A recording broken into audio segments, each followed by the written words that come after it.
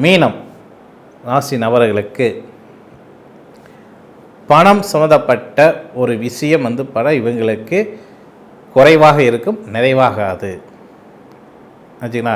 அப்போ இந்த பணத்துக்கோசரம் பார்த்தீங்கன்னா என்ன பண்ணுவாங்க, அடுத்தவங்கிட்ட பணம் உதவி நாடலாமா அப்படின்னு சொல்லிட்டு போவாங்க.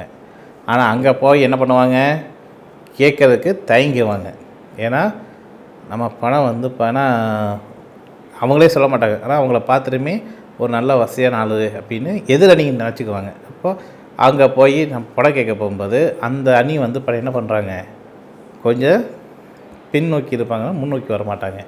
அப்போது ஏதாவது ஒரு உதவி நாடி போனாலும் சரி, இல்லை இவங்ககிட்ட உதவி நாடி வந்தாலும் சரி, அந்த பணம் சம்மந்தமான விஷயத்தை பொறுத்த வரைக்கும் இவங்க கொஞ்சம் பின்னோக்கி தான் இருப்பாங்க, முன்னோக்கி வர மாட்டாங்க. அப்போ அந்த பணத்தை ஈர்க்கக்கூடிய ஒரு காந்த அமைப்பு எது அப்படிங்கிறீங்கன்னா வசியம். அது தாந்திரிக பரிகார ரீதியாக வசியம் என்ன பண்ணலாம் அப்படிங்கிறீங்கன்னா சிம்பிளான பரிகாரம் தான். காகிதப்பூ,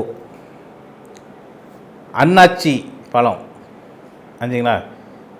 காகிதப்பூவை அன்னாச்சி பழத்தை பிள்ளையாராக பண்ணணும். அன்னாச்சி பூவை பிள்ளையாராக பண்ணி காகிதப்பூவால் அர்ச்சனை பண்ணணும். சரி, இது வீட்டில் செய்கிறது. வெளியில் போகும்போது அவங்க என்ன எடுத்துகிட்டு போகணும் அப்படின்னு கேட்டிங்கன்னா ஏலக்காய், கல்கண்டு, முந்திரி, ஆச்சுங்களா, வசம்பு, அப்புறம் பணம் வெத்தலை, இந்த 5 பொருளை அவங்க பார்த்தீங்கன்னா எடுத்துகிட்டு போனால் பணம் வசியம் அவங்களுக்கு சேரும்.